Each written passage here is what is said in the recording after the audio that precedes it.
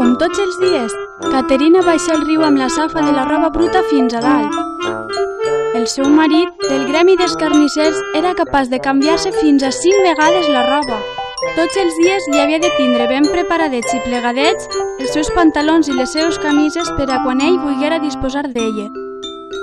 El riu es trobava a quasi 1 quilòmetre de la casa. A casa, tota sola, les hores es feien molt llargues.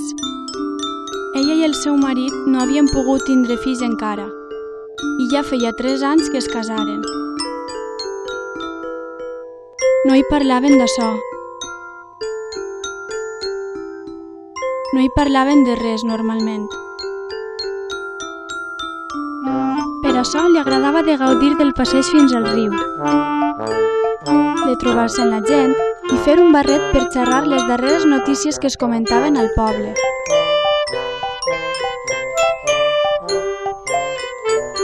I a poc, després, continuar el camí.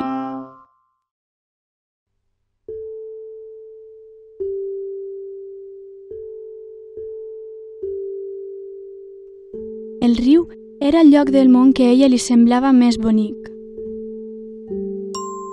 És cert que mai havia eixit del seu poble, però ella estava segura que no hi havia lloc tan bonic com aquest.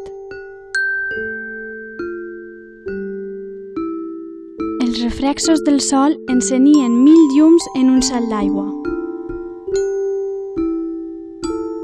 L'aigua baixava cristal·lina d'entre les muntanyes, saltant i acaronant les pedres mentre els arbres semblava que s'arribaven a les seus marges per no ser mullat. A ella li agradava veure les coses que baixaven surant pel riu. Ara un tros de canya, ara un tros de fulla.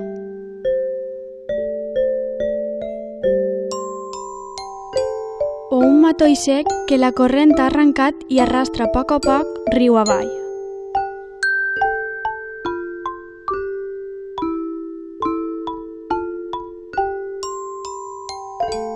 A més, ella rentava la roba al costat d'un gran pont de pedra.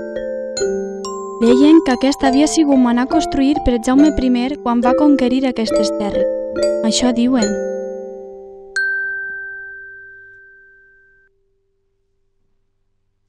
El procés per rentar la roba era sempre el mateix. Genollada al damunt d'una pedra des d'on arribava bé al riu, primer calia remullar bé la peça, submergint-la diverses vegades dins l'aigua corredora. I fou fent aquesta tasca quan va veure ja dalt del pont, assomat amb els 2 braços creuats al damunt de la barana i el cap sobre ells, un xicon jove que se la mirava.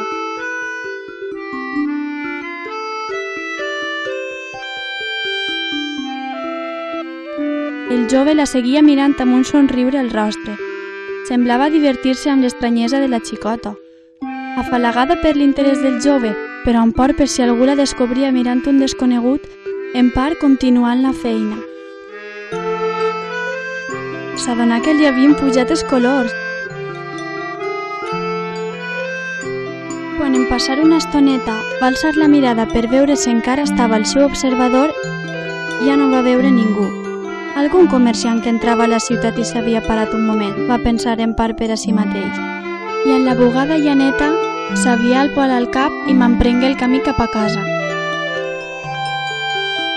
En arribar a casa, es posà a estendre la roba al sol del matí.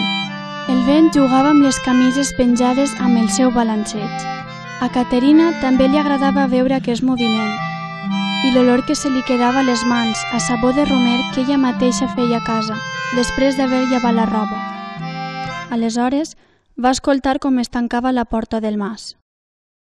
El seu marit havia arribat. No era normal que ella arribara tan prompte. Encara no era l'hora de dinar. Un calfred li va recórrer l'esquena. La primera punyada li va anar directe a la cara, sense avís. La va deixar noquejada i una forta sensació de dolor la va paralitzar. Però el dolor prompte va ser superat per la por de saber que això sols acabava de començar. Per a que aprengues a no mirar altres homes, va escoltar. Va intentar escapar, però la va agafar del pèl i la va obligar a caure a terra, on sense soltar-la va començar la pluja de patades, a l'estómac, a les cames, a la cara. El seu cos es va tancar en ell mateix. La realitat va desaparèixer Els insults van deixar d'atormentar-la. El dolor va desaparèixer. Els ulls es tancaren. La respiració, a poc s'esvaí fins convertir-se en l'alè de la mort. Les passes lentes de la gent no s'escolten. El fort vent espenta amb força i ràbia tot el que li se posa al davant. Caterina ha mort. No, Caterina no ha mort. Ha sigut assassinada pel marit, amb el consentiment dels qui els envoltaven i sabien de les pallisses que sovintejaven en aquesta casa, dels qui escoltaven i sabien dels insults i els menyspreus d'un marit que es creia amb el dret de disposar de la seva dona i de la seva vida. Sota el pont de Lió, una dama hi rentava. No és una dama, no. Caterina hi rentava odor. Sota el pont de Lió.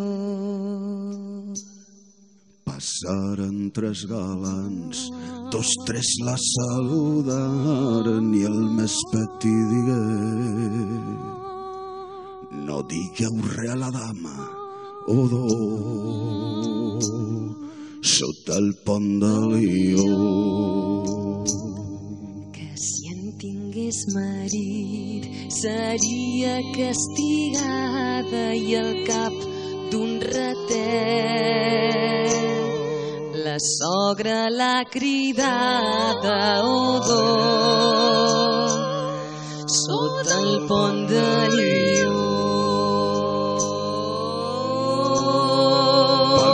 Deus, Caterina, si n'acabada encara. No he acabat ben bé. Me'n falta una murada